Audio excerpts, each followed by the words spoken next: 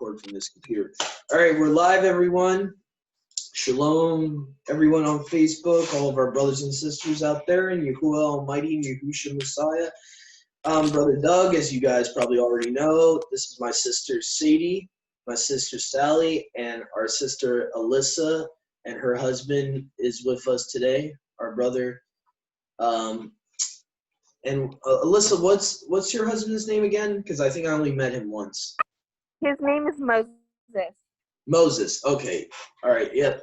And our brother Moses is with Alyssa there. So we're gonna be doing a study called Sabbaton, first day of the week ? And so we're gonna get into this. I wonder why it's showing the wrong study here. That's a little weird. Okay. Hold on a second. Let me just open up the right thing here. Open. It should not be doing that. It's very strange. Okay. Wow, Zoom is acting very weird today. Come on, Zoom. Kill me here. All right. Sabbaton, first day of the week. All right, here we go. All right, so let me just make sure this is actually doing the correct thing here. Here we go. Sabbaton equals first day of the week, ? Okay, so we're going to go into some scriptures here. We're going to start in the book of Psalms, where, interestingly enough, the Masoretic, your modern Old Testament Masoretic text Bibles don't have this phrase here. So we're going to look at that. And just for explanation, because I know not everyone knows about the Septuagint, and, it's kind of like especially in the Hebrew Roots Torah movement, it's kind of like forbidden to look into anything that's Greek for some reason. There's like a hatred for the Greeks and all that. So, prejudice against anything Greek, So I'm just going to show you guys here why I like to look into the Septuagint. A little short history of it is the Septuagint is a Greek translation, not manuscript, translation. Well, it is a manuscript, but it's a Greek translation of the Paleo-Hebrew of that time, of the Paleo-Hebrew scriptures. So in actuality, it's older than the modern Hebrew manuscripts you have today that make up the Old Testament of your Bibles. So it's actually would have been the Bible of Yahushua and his apostles, actually. So this is why I look into it. It's a lot more accurate when you get into the New Testament quotes also. So here we go. We're going to start off with Psalms 92, verse 1. A psalm of a song for the Sabbath day. Okay, right here. And okay, I had to take correction here. Okay, the Masoretic actually has that there. It actually has Shabbat there. Okay. Oh, nice. All right. That's H7676. Yeah, H7676. And I think the Greek apparent for that is, let's go to the apostolic. Here we go. Let's see here if I can find one that actually has the key to it. I know it's there in the Brentons. Yeah, Psalm for the Sabbath day. This would be Sabbaton here. And let's see here. Okay, sometimes it's hard to find. Yeah, pro Sabbaton. Okay, yeah, pro Sabbaton. So pro would probably be the 4. That's what the prefix pro would be, for Sabbath day. So, or the Strong says here that it can also be Sabbath evening, possibly. So it could be even more specific in the Greek. It's talking about, the start of the Sabbath. It's a psalm for the start of the Sabbath.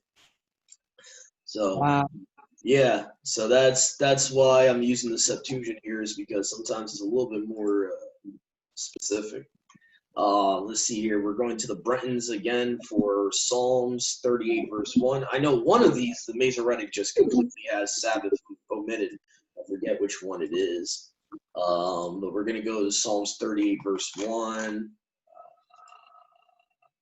Okay. Go to the Brentons here. A psalm of David for remembrance concerning the Sabbath day. O Yahuwah, rebuke me not in your wrath, neither chasten me in your anger. And Yeah, here's the one. No mention of the Sabbath day in the Masoretic. It's not there. And Just the says, Messianic is the King James, correct? yep, that's what I'm using pretty much. I mean, the Masoretic is in your King James, your ESV, your NLT, any modern English Christian Bible or Jewish Bible is going to have the Masoretic text. The only way to get the Septuagint is if you had a Greek Orthodox Bible. Some Catholic Bibles, because what happened was the Catholics actually based their Old Testaments off of the original Greek manuscript of the Septuagint. So sometimes if you have like a Catholic Bible, see right here, Catholic Public Domain Version 2009, commemoration of the Sabbath. So they base their they actually glean, you could say glean from the Septuagint, the Catholic Bibles. Sometimes they'll actually translate it based upon the Greek Septuagint. That's why it has Sabbath there. And so, yeah, so the Codex Sinaiticus, Old Testament, was based upon the original Greek Septuagint. They actually translated it into Latin. And unfortunately, though, that's where stuff happened, where there's mess ups in our modern translations of the Septuagint, where stuff has been changed. And, you know, kurios, it seems like they changed kurios to theos sometimes. And I really don't like that with the modern versions of the Septuagint, where it seems like the Catholics have kind of monkeyed with stuff, and they've changed Yahuwah to Elohim in certain verses, where the Masoretic even will have Yahuwah there in the Hebrew. And so it's, unfortunately, we don't have a pure version of either manuscript either. That's why I use both, because there's it's just a problem when you keep translating into so many languages. Eventually someone's going to try to monkey with it. And you know, so when it got translated into Latin, that's when it probably wasn't as pure as when you started having the Codex Sinaiticus. I think it was like the late 400 AD time period was when that happened. So, you know, the Septuagint was pretty much preserved for a long period of time. The original Greek papyrus, which obviously none of us would have access to, you know, the actual Greek papyrus. But anyway, so, but that's even preserved, you could say, in the Catholic Bibles. In their Codex Sinaiticus, it has Sabbath day for Psalms 38:1. So I'll give them credit where credit is due for that. They didn't change that. Psalms 93 verse 1 is another one. So we're going to look at Psalms 93 verse 1. Don't worry, any Christian viewers and listeners, we will be getting into the New Testament about that same word, Sabbaton. So we will be getting there. We will be getting to the Greek New Testament and how that connects to this.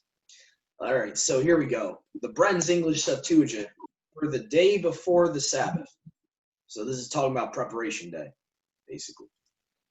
And here you go, King James with the Strong's Concordance. Yahuwah reigns, he is clothed.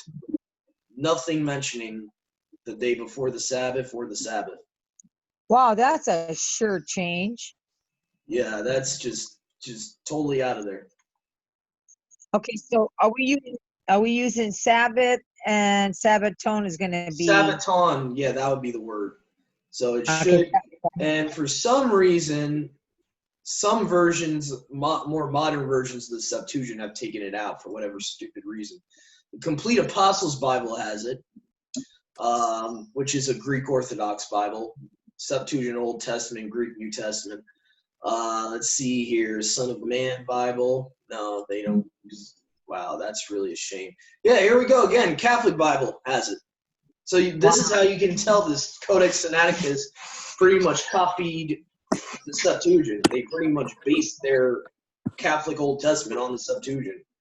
In the time, yeah. So that translation is called the Catholic Public Domain Version, the CPV 2009. Let me look at this one with my grandmother's. Let me see. I'll see where's that. And I just, wow, that is so interesting. Yeah, so they actually, and a lot of their canon, the Catholic canon, has obviously more books than ours does. They actually have the Greek Esther in the Catholic canon, the I have. Septuagint version of Esther. I think they have the Septuagint version of Daniel in the Catholic canon. I'm not too sure, but there are certain Catholic Bibles that will say Greek ordering of the books. It will literally say that for certain Catholic Bibles. It will say in Septuagint ordering with the Apocrypha, like Maccabees and all that. Let's see here. So, but the Bren's English Septuagint clearly says, for the yom before the Sabbath, when the land was first inhabited, which Catholic Bible is pretty close to that. It's pretty close. It's very similar. It's almost word for word the same.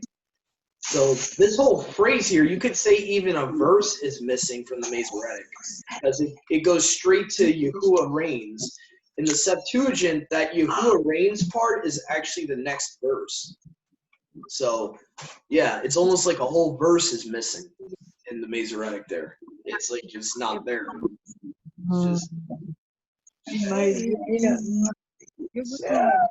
Nice home, limited. That's good. That's good. Guess what? Oh, my daughter just gave me gifts. Hang on. Check this out. I'm reading in Psalms. Thank you, Mamita Chula. It says, look at this is a Catholic edition. Are you hearing a ringing? You hearing a ringing? No? I hear. Okay, it's the Lord is King. In splendor robbed is the Lord, and girded about with strength, and he has made the world firm, not to be moved. This is 91. This is 93:1, right? nah. That's a different verse. I remember that from Psalms. That's where it talks about he firmly established it cannot be moved. Yeah, that's a different verse. Yeah, that's actually talking about the creation. That's let me see here if I can find that. Firmly established, the earth cannot be moved. Yeah, I've read that before. That's a different verse. But I'm pretty sure in your Catholic edition, you could probably find 93 verse 1. It should have Sabbath in English there. Just because the Codex Sinaiticus bases their Old Testament directly off of the Septuagint, I would be very shocked if they don't have Sabbath there. Yeah, you just read Psalms 104 verse 5. You just read, sis. That's Let me see. Yeah. Psalms, so is that changed, brother? Did that? Because you are pointing out 93:1. Yeah. But this has nothing to do with what you read. Yeah, I wonder if their ordering's off because in that Catholic Bible, because I can go to that verse that you just read, and in every version that's like in chapter 104. That's like in a completely different chapter. Wow. Yeah, 104 verse 5. Let me see. He set the earth on its foundations; it can never be moved. That's what the NIV says. And yes, you place the world on its foundation, so it never will be moved. I mean, that's an important one anyway. So, anyone watching that, still believes in heliocentrism, you might want to look at that because it's basically saying the earth does not move, like literally saying. Well, it says foundation, so foundation is not pillars. Round. Like the pillars of the earth, like they're firm. They're not going to move. And actually, the only time it moves is when he shakes it. He actually has to shake the earth for it to be moved. The only time it actually moves is when it's talking about the day of Yahuwah, actually. When it says, I'm going to shake its foundations. The earth is going to shake that. So the idea of it going like that is not biblical. It doesn't move.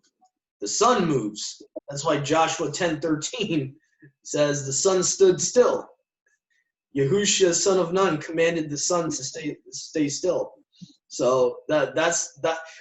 If what we're taught in public school system is the truth, then what Yahushua did is not an amazing feat at all. It means nothing.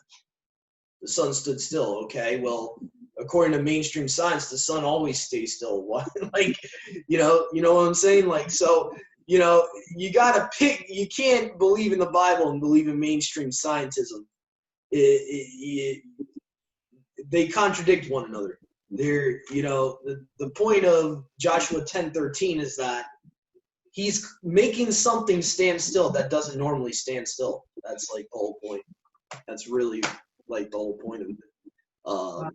And you know, he that's when, you know, the sun stood still and they defeated their enemies that day. And Yahuwah, you know, basically honored Yahusha, commanding the sun to stay still, which is kind of interesting because Yahusha, son of Nun, is just a normal mortal, and Yahuwah honored him doing that. You know, so it's kind of interesting. But I think it's because he foreshadowed Yahusha. Yahusha, son of Nun, was like a type of Messiah, type of Yahusha to come. So, you know, that's why he has the same name. That's why you have Yahusha, son of Jehozadak, who is the high priest in the book of Zechariah. You know, Yahusha is the Melchizedek high priest. So there's like a lot of foreshadowing. But yeah, Psalms 93 verse 1 in this Catholic Bible at the least has Sabbath there, which the King James doesn't. Most modern Bibles don't. I can't think of anyone. I don't even think the restored names, because the restored names, they base their translation off of the Masoretic text. So that whole first part of the verse is like completely not there. So I check that out. Let me see. I got both James here. Let's see. See. Yeah, it's 93 verse 1 that we read before. But I'm going to go forward here with Numbers chapter 15, verse 33, because this is one that you'll also see in your Masoretic Bibles is not there. When it's actually, this is in context talking about the guy caught gathering sticks on the Sabbath. What's really weird to me is in the Masoretic text, they have it in the verse prior, but they don't have it in verse 33. So, and this is how it would read in the Masoretic text in verse 33. And those who found him gathering sticks brought him to Moshe and Aharon and to all the congregation.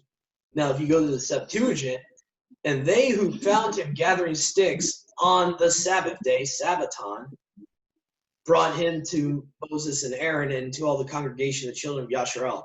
That phrase on the Sabbath day is nowhere to be found in verse 33 of Numbers 15 in the Masoretic. It's not there.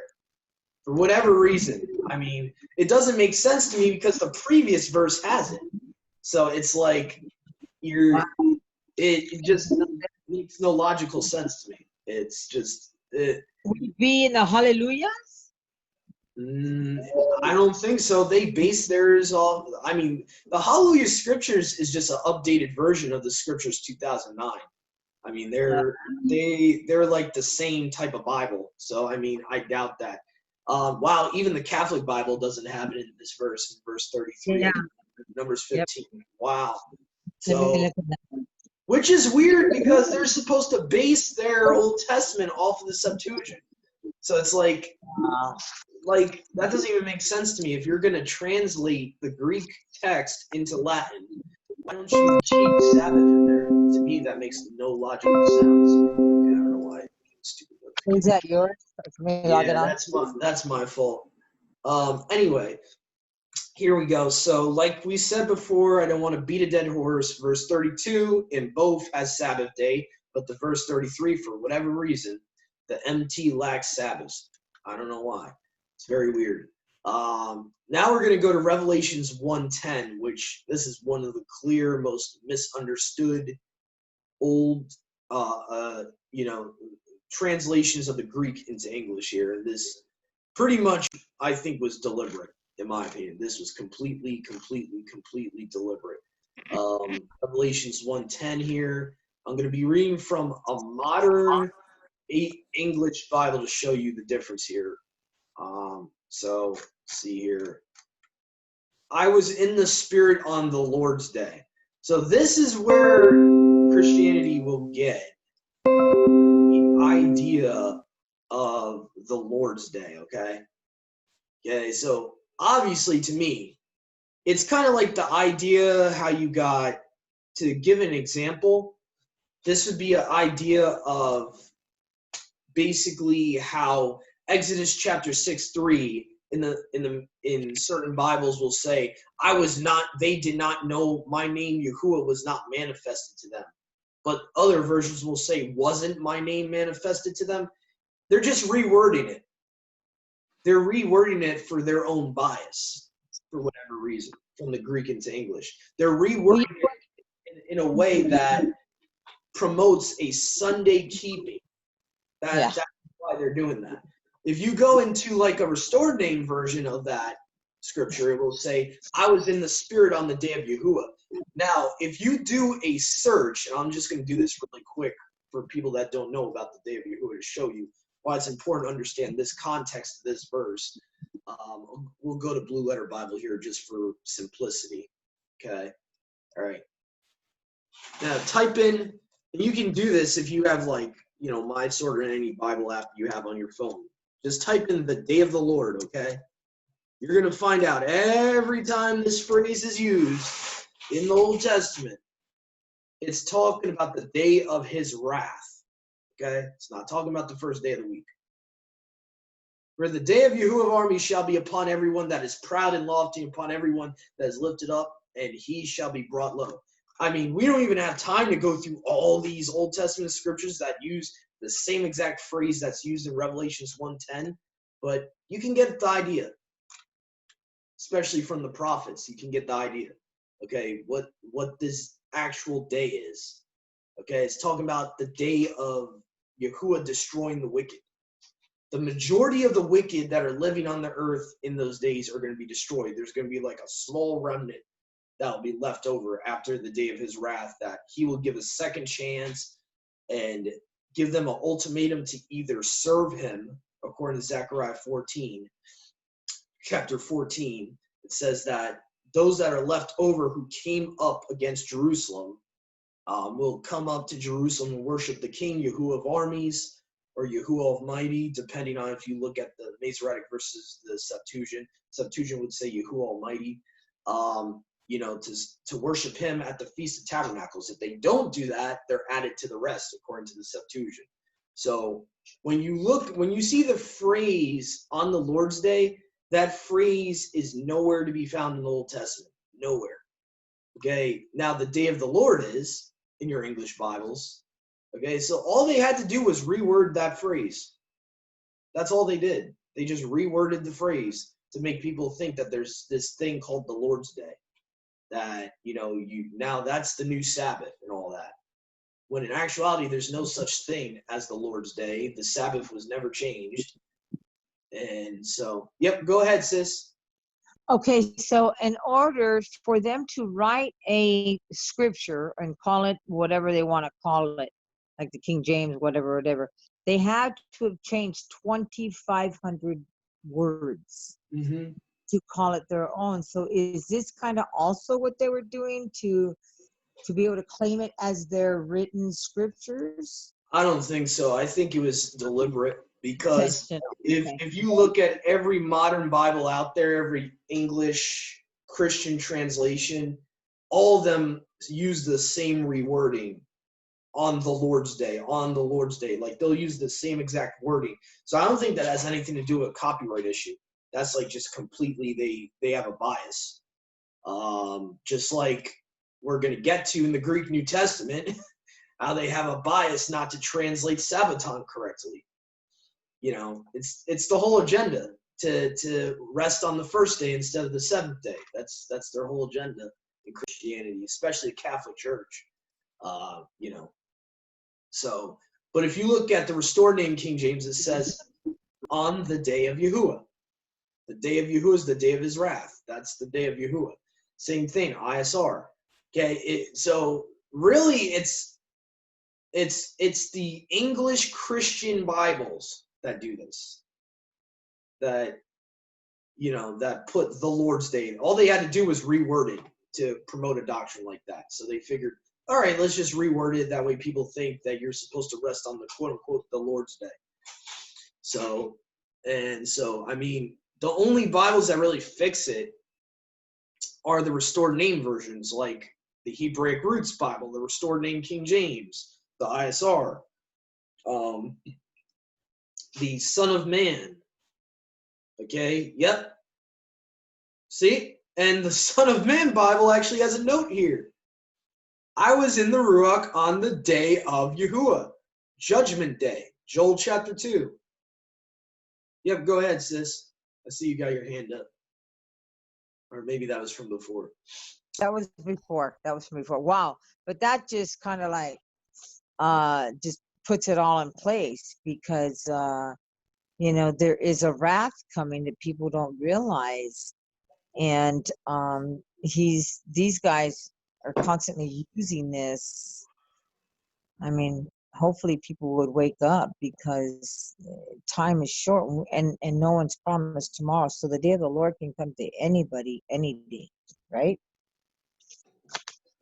When they go home. For those that are not watching, according to what Paul says, and I think Yahusha actually said it before Paul, he said, I come as a thief of the night for those that are not watching. So it's a thief in the night for those that are not watching. It's not that it's a thief in the night for everyone. Like that movie that came out years ago, A Thief in the Night. Yeah, that's more or less pretty much a metaphor for to get well, it's a pre-trib bias. Those type of movies, the Left Behind series and all that, and the Thief in the Night movie from way back in the 50s and 60s. That's a pre-trib mainstream Christianity bias interpretation of what Yahusha means by the thief in the night. He's not talking about, oh, I'm gonna take my bride away in the night when no one knows it. No. When he comes back as a thief in the night, those that are not watching are getting utterly destroyed. And actually, according to Matthew 13, verses 36 to 40, I'll just show you this because it's important to any Christians that might be watching this that still believe in the pre-trib. It's important to understand this context here. Yahusha himself plainly tells you that his elect are taken after. His elect are not the ones taken in the field. That verse that people like to quote. One is taken in the field and one is left. The one left behind is actually his elect. I know that seems like very weird because everyone's been taught the opposite. So if you go to Matthew 13, chapter 13, verse 36, and I'll use the Son of Man Bible for simplicity since they keep most of the English in here. Okay. Then Yahusha left the crowds and went into the house. His disciples came to him and said, "Explain to us." So he just did the parable of the wheat and the tare. Now they're asking him to explain it, to expound upon that parable. Yahusha answered and said, "He who sows the tube seed is the Son of Man," meaning himself. "The field is the world. The tube seed, these are the sons of the kingdom. The weeds, or the tares, to be more specific, the tares are the sons of the evil one, sons of Satan, spiritually speaking. And the enemy who sowed them is the devil. The harvest is the end of the age." So when Yahusha is talking about the harvest is plenty, he's actually talking about the end of the age. A lot of times when he does those parables and he talks about the harvest. So that's something to keep in mind too. And it says, "And the reapers are the angels." Now, of course, in modern day civilization, we're taught that reaper is a bad thing, like the grim reaper. I think Satan has twisted the meaning of that, so that when people think of reapers, they're thinking of the fallen angels. In actuality, the reapers are Michael, Gabriel. Those are the ones that are Yahuwah's angels that are going to gather the wicked and throw them in the furnace, lake of fire. Okay, so this is what it's actually talking about. This is the correct interpretation of this parable. He's telling them, listen, the reapers are my angels. The harvest is the end of the world, the end of the age. And the weeds, the tares, verse 40, are gathered up and burned with fire. So will it be at the end of the age. The Son of Man will send out his angels, the reapers, and they will gather out of his kingdom all things that cause sin, or stumbling blocks, it might say in your translation, and those who violate the Torah, like, verbatimly, like, actually, you could say willfully violate. When he's talking about violating the Torah, he's talking about, like, not out of ignorance, not out of not knowing, just don't care about keeping the law. Just do it on purpose. So, again, this is... Which would be, brother, when you say violates the Torah, so it would be the first 5 books, and especially the law that he gave us, which are the 10 commandments. Yeah, So when anybody breaks one of those 10 commandments, you're breaking Torah, right? Yeah, and you break one, you break them all. And, this doesn't just go to Christianity. This goes to our own brothers and sisters. If I can't get regular sins like sexual morality in check and eating food sacrificed to idols that Paul talks about in Acts 15, I have no business keeping the Sabbath if I can't even do the basic stuff, the stuff that's going to get me out of the kingdom. Okay, repenting from homosexuality. Wow. Repenting from That's deep. effeminate. Because Paul says that whoring, committing sexuality, you have to flee away from whoring and eating food sacrificed to idols. Those are baby stuff. If we're not doing that, we have no business keeping the feast days and the Sabbaths. If we can't get that down pat, we got no business. He says Acts 15. I'll just read it. I think it's either him or James. I'll just read Wow, that's deep. He says, So don't bother them. Don't bother like with breaking the Sabbath. I mean, we got to do a study on what we can do on Sabbath, what we should not do on Sabbath. Really take a good look at that, because I think sometimes there's been confusion. Like once upon a time, we did not buy on Shabbat.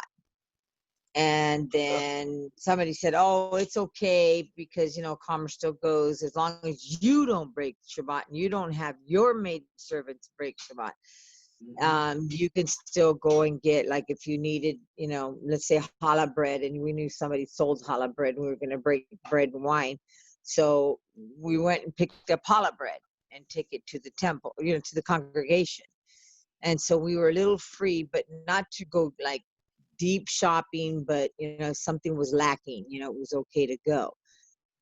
So and then I came back to, we should not do that on Shabbat. Do you know what I mean? That's not a gray area even. That's a verbatim commandment. That's where all of us should be able to agree on that issue. And I know we've had struggles where we've messed up, but I think all of us can pretty much agree in this walk that buying and selling on the Sabbath, that's something even the Seventh-day Adventists get correct. I mean, that's just verbatim, that's basic stuff of the Sabbath, of keeping the Sabbath. But you also have to worry about your own thoughts, doing your own pleasure that you would usually do during the week, like, watching movies or what have it. The Sabbath is supposed to be set apart to the Father. It's supposed to be the one yom, the one day of the week where you're doing none of your pleasure, seeking out your own pleasure, your own things. It's completely devoted to the Father and the Son. So, but I also want to mention here, before even getting into Sabbath and the feast days and all that, we need to make sure that, especially new converts here, this is mainly for new converts, to get these are the first commandments they need to keep before even getting into the whole 10 commandments and all that, and the Sabbaths and feast days and new moons and all that. Because Paul even says himself, I think this is either Paul or James saying this, it says, Acts 15:20, but that we write unto them that they abstain from pollution of idols, idolatry, number 1 on the list, and from whoring, sexual morality, okay, and from things strangled, and from blood. What's strangled? Meat that's not killed in the right way. You're not supposed to eat stuff that's strangled. So this is why where I live, I can't trust who's killing the animal. The only meat I can get is from a supermarket. I don't know who's killing the animal to who and what deity they're killing the animal to, what the, how they're killing the animal, So I'm just taking precaution because this says we are to keep from things strangled and from blood. Eating blood in the meat without draining. In the Torah, it says to drain the blood out of the meat. So this is basic stuff that the new converts have to understand before going into the deeper matters of the Torah, if that makes any sense. These are like 3 or 4 commandments they need to really, it needs to be top priority for them to abstain from. Then they can go learning more about the Torah each Sabbath. As Paul, it's later on said here, it says in verse 21, for Masha of old time has in every city them that preach him being read in the synagogues every Sabbath. So to put it in context in modern day, okay, every Sabbath, new converts can learn more and more about the commandments and learn more commandments and more commandments and more commandments. Yahuwah doesn't expect you to learn all the commandments at once. Yahuwah actually wants you to get the most important stuff down first before going into other stuff. The higher matters for new converts is meat sacrificed to idols, meat that's strangled, blood, not eating blood.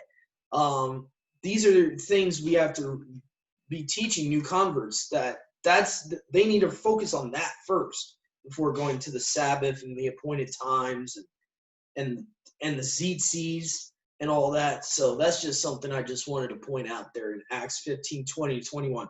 Paul kind of gives us a blueprint on what to start off with. Once they understand not to eat meat sacrificed to idols and to abstain from idolatry, to abstain from eating stuff that's strangled, all that in Acts 15, 20, then start teaching them the rest of the Torah. But yeah, that's what I was trying to explain there. So okay, now we know that if we get meat and we eat meat that's clean, that's talking about possibly going to, around here would be a Jewish meat cutter. I don't know if they're Hebraic meat cutters around, but I know that would mean us have to they properly kill the animal, correct? Is that what you're saying? Or do you think? I mean, that depends on. I guess that would depend on your convictions, sis. If you think you can trust them, I don't trust them because just because something's called kosher doesn't mean they're doing it correctly. Just because kosher just means something's being blessed by a rabbi. Oh, okay. How about like Rav? So, unless you personally know that Jewish person that they would do it according to Torah and they would not strangle the animal. And another problem is, do they serve the same deity as us? Do they serve the mighty one of Abraham, Isaac, and Jacob, even though they don't believe in the Son? So again, I personally believe someone that believes that the Father does not have a Son does not believe in the Father. The New Testament says, he who does not have the Son also does not have the Father. There's no middle ground.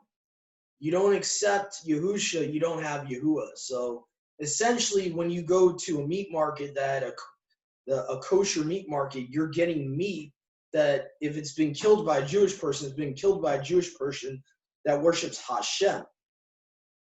And in my personal opinion, this is just my personal belief, we can agree to disagree, but I don't believe they serve Yahuwah. They serve this person named Hashem that doesn't have a son, that did not give his, so it's kind of like, would you get meat from a halal place? To me, it's the same thing. Would I buy halal meat? I don't think so. I get it at Costco.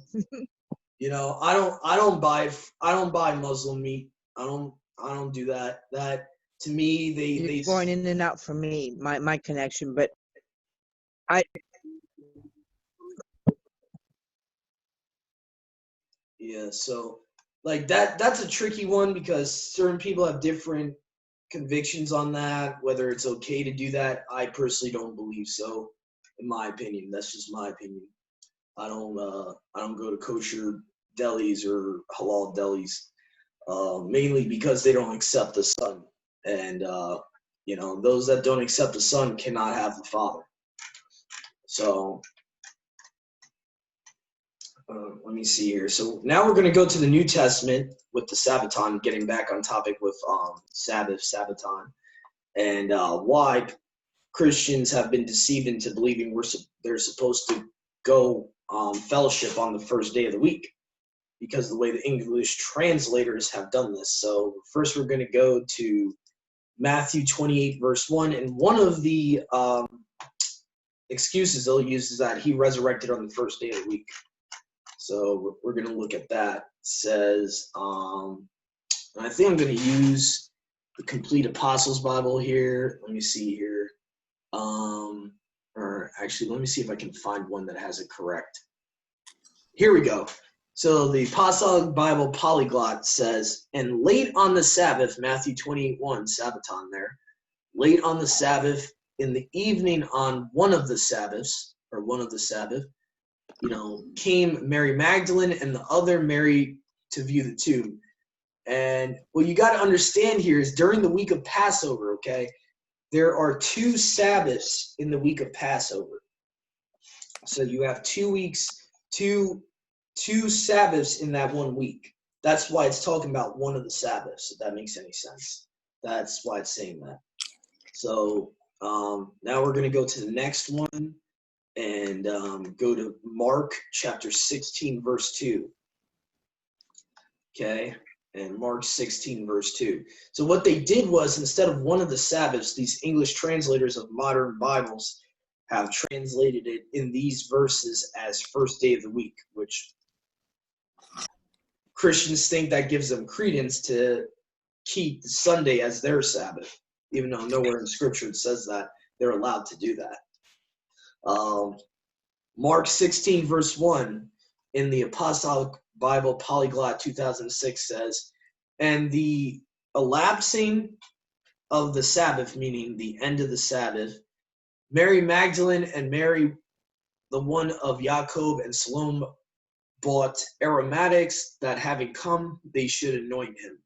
And let me just see here. Yeah, so the Eloming is talking about when the Sabbath had passed. Okay, and the Son of Man Bible, I think, does good too. So when the Sabbath was over, Mary Magdalene and Miriam, the mother of Salome, bought spices that they might come and anoint Yahusha's body. Okay, so that was Mark 16:1. And again, nowhere is it giving you credence to keep the first day of the week as a Sabbath. And actually, I wanted to look at verse 2 there, actually. Here we go. Yep, here we go. And it says here we go. I think I'll use the Apostolic Bible. And exceedingly in the morning, meaning early in the morning of one of the Sabbaths, again, one of the Sabbaths, not first day of the week, they come unto the tomb at the rising of the sun. So this is big. This is where the modern English Christian Bibles, they want to, at the rising of the sun, sunrise service. Yeah, this is where, I'm sorry, but this is where it gets very twisted in the English translation of it, and that's where they want to use that. That's why if you ever notice that the sunrise services, they like to do sunrise services in Christianity and all that. So again, it's a mistranslation of Sabbaton in Mark 16, verse 2. And we're going to stay in the same chapter here.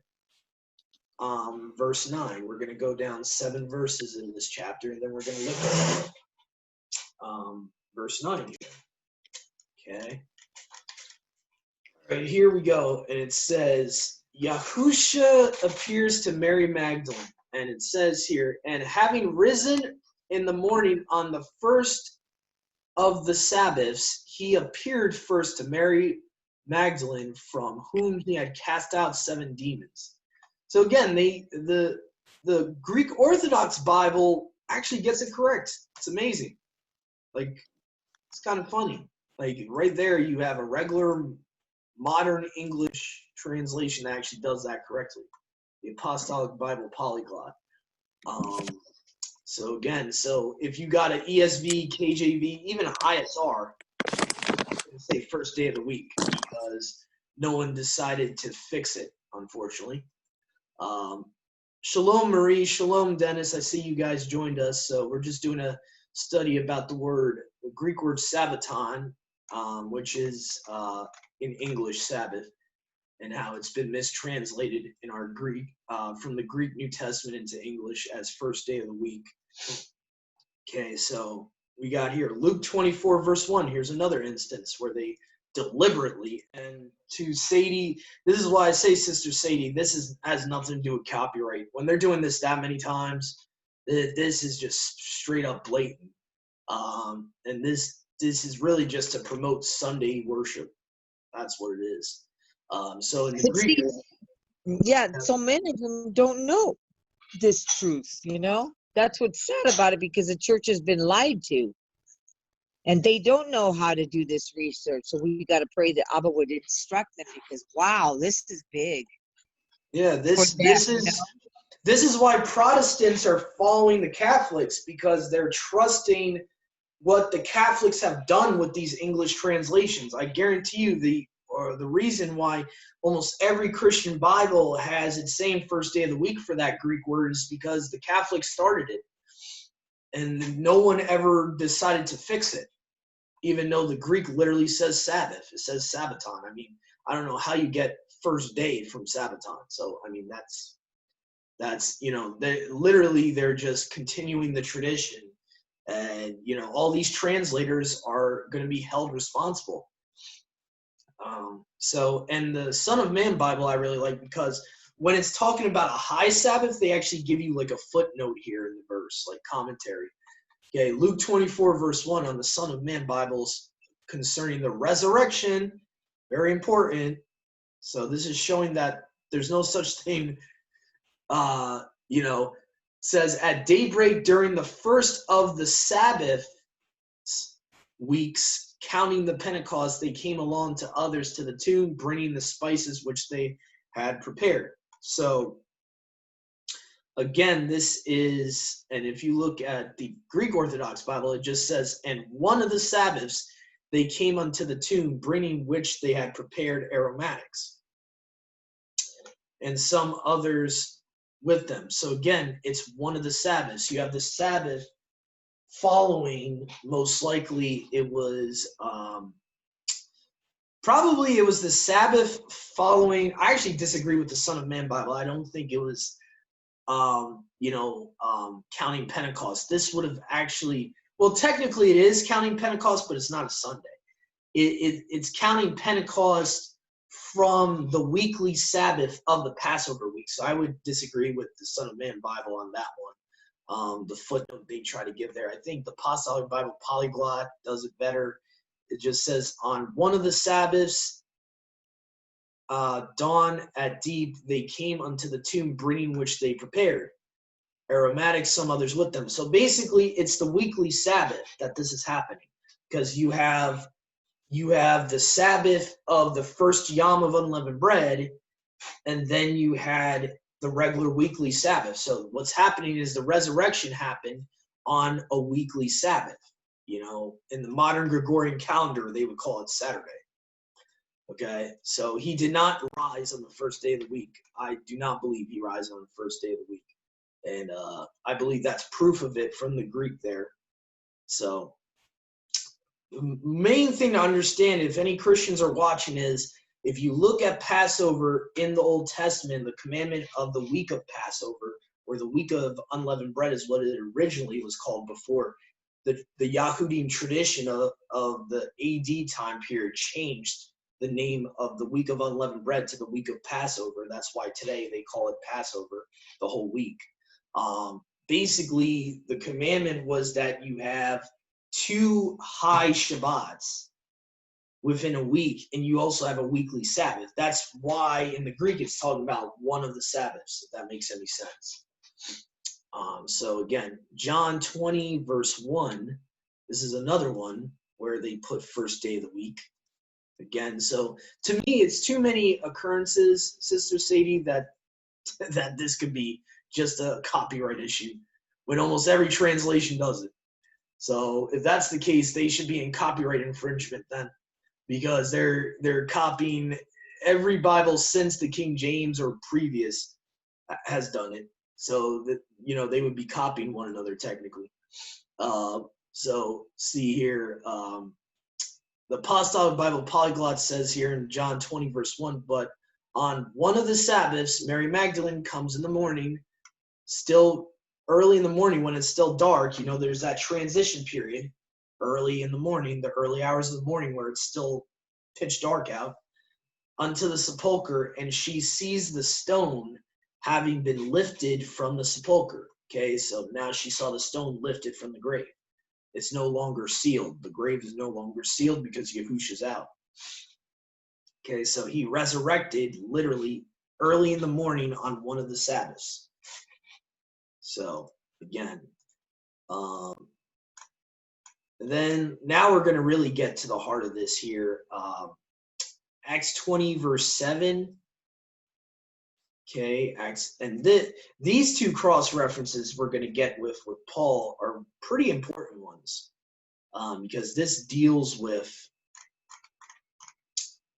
okay, you know, basically fellowshipping, what day that the apostles would fellowship on post Yahusha's resurrection. So this is important. It says, Eutychus raised from the dead. So I guess that's a person that was raised from the dead. That's interesting. Okay, it says, let's see here. And on one of the Sabbaths, again, not first day of the week, on one of the Sabbaths, having been gathered the disciples to break bread, Paul reasoned with them, being about to exit the next yom, and he extended the word until midnight. So they were gathering on a Sabbath, not on the first day of the week, because that's going to be another argument that you might hear with someone that might say, no, we're supposed to gather on the first day of the week according to Paul. No, Paul was not gathering with the disciples on the first day of the week. Okay. 1 Corinthians 16:2. This is the other one. This is a big one. This is where it gets twisted into the collections and tithe money. This gets really confusing. I really like how the Son of Man Bible actually does this one. 1 Corinthians 16, verse 2 says, and they actually put a little note here. It says, on the first of Shavuot. Okay. So each of you is to put something aside and store it up as you are able. Do this so that there will be no collections when I come. And in a more literal translation from the Greek, you can look at the Apostolic Bible Polyglot. According to one of the Sabbaths, okay, Pentecost would be a Sabbath, okay, each of you by yourself put in, treasuring up whatever may he should be prospered in, that not whenever I come, then the collection should take place.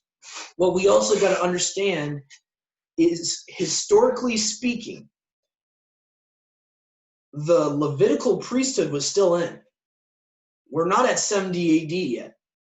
We're not into the Melchizedek priesthood yet. The transference of priesthood has not happened yet. So what they're treasuring up, that's being translated as collections at the end of the verse, okay, it's not talking about collection money for your pastor. I want to make that very clear. This is not even talking about money. Even though it's translated to hint that it's talking about collection money, it's not. Okay, the Hebraic Roots Bible actually helped people out about this misconception. It says here, 1 Corinthians 16:2, this is the feast of first fruits.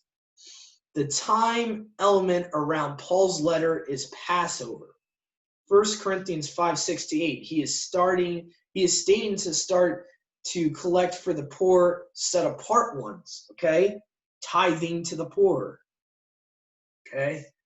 After the feast of first fruits and their obligation to Yahuwah, so that a collection would not have to be taken while he was there. So really the true context of the collection part of that verse is talking about, so he doesn't have to go to them and force them to give tithe to the poor, because to be honest, that's a commandment, is to tithe to the poor.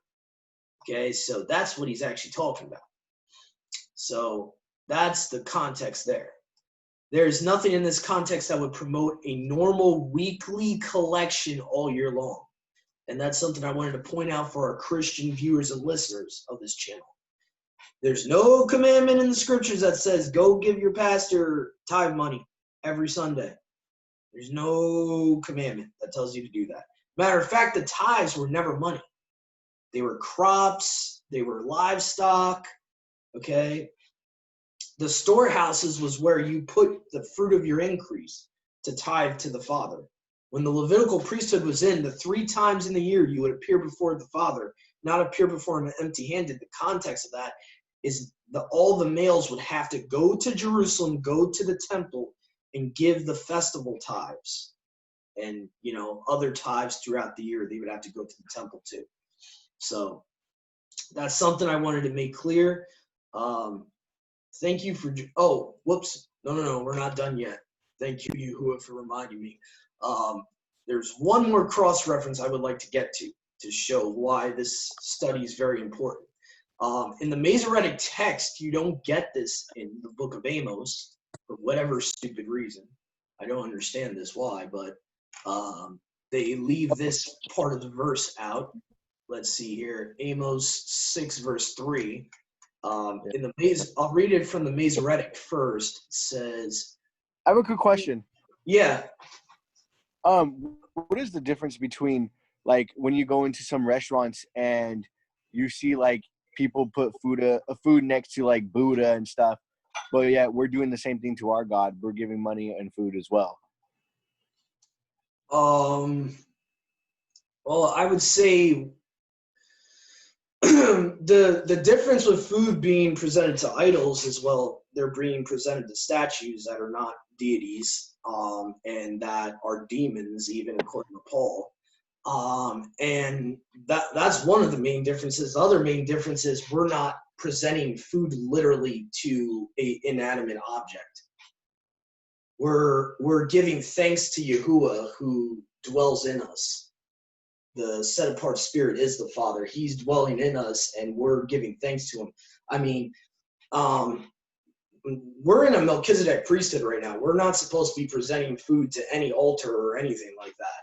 We're not in a earthly priesthood to be going to a physical temple to present, animals or whatever. So I think there's a huge difference between what we do and what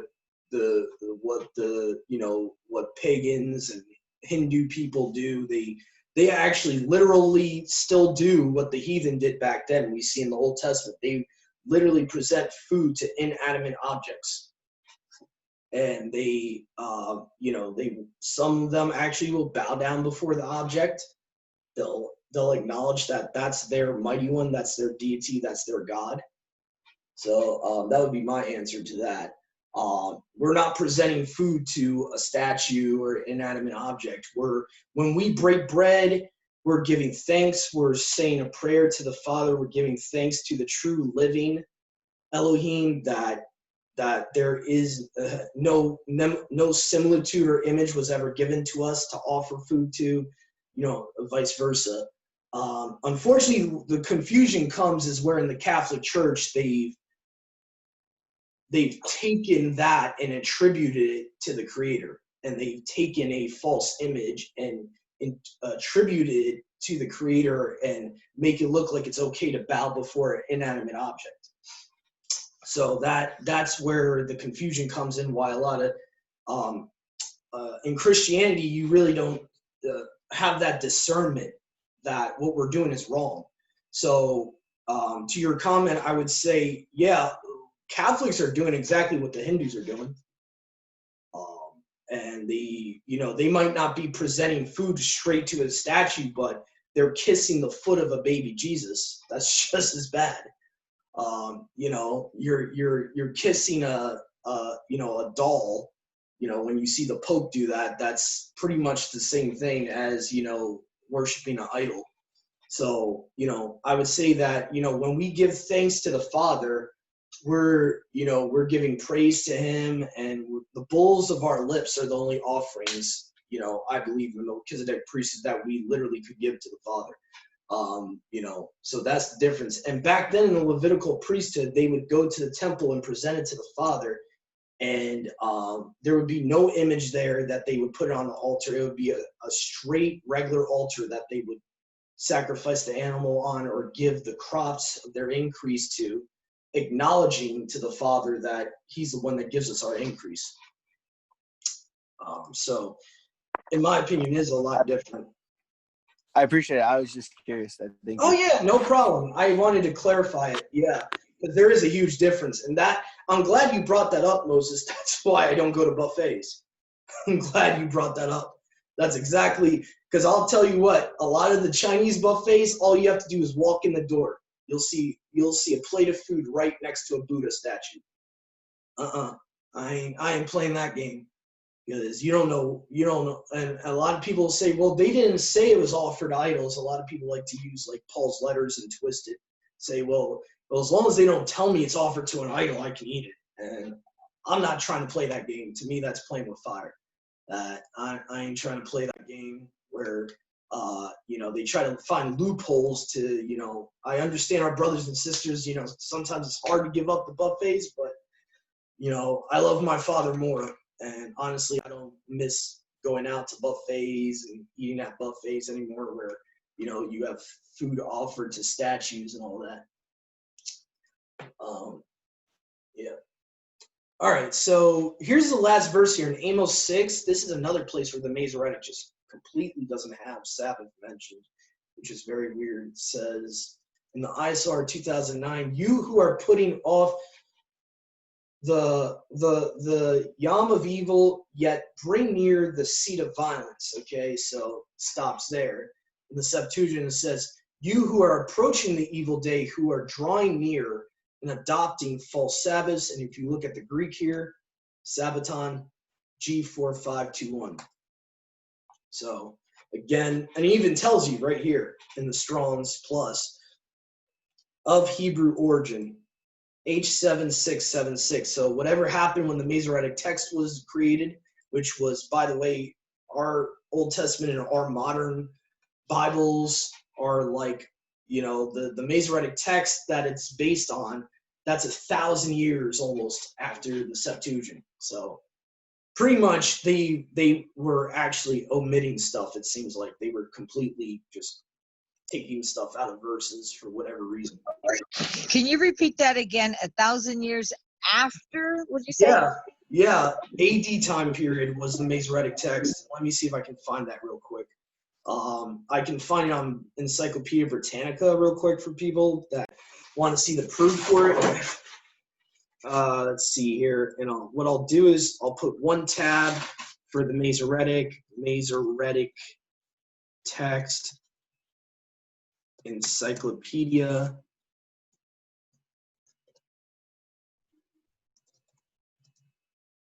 Britannica. Because the Septuagint, the original Greek papyrus of them were actually written around 285 BC. So almost 300 years. Let's see here. Almost 300 years before. Oh, here we go. Wikipedia. All right, here we go. I'll use Wikipedia. They're pretty decent on this article anyway. Let me see here. The Masoretic text is the authoritative, and this blows my mind. Why are Christian Bibles using this? For rabbinic Judaism,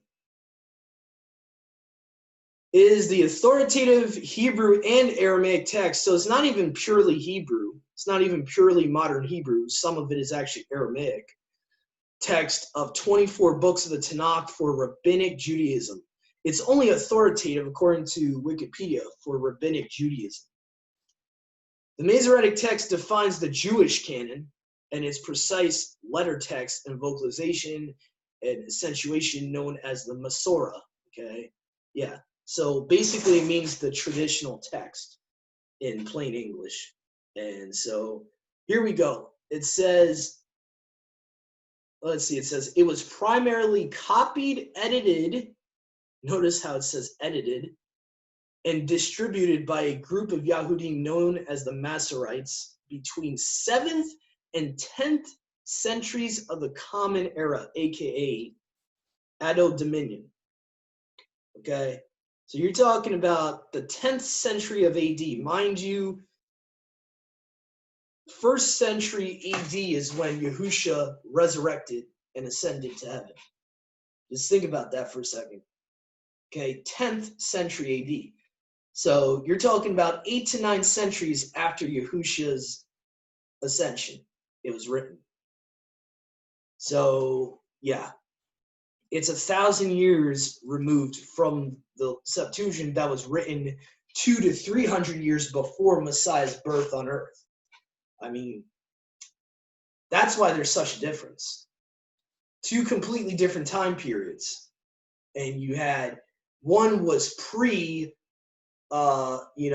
pre-destruction of the temple, way before the destruction of the temple, when they were still in the land. Levitical priesthood was still in function, at that point. You're talking about like the Maccabean time period was when the Septuagint was written. And the Masoretic text would have been far into the AD time period. Like, even technically, I would have to look when Constantine came around, but it might have been even 5 or 6 centuries after Constantine. Because Constantine, if I'm not mistaken, was, I think, 3rd or 4th century AD. I would have to check my fact checked on that. But yeah, so that's the major difference. So you have 285 BC versus 10th century AD. So yeah, so anyway, so you can find that on wikipedia.com, gives you some info on that. But let me see here. I'm just going to look for that about Constantine. Which century AD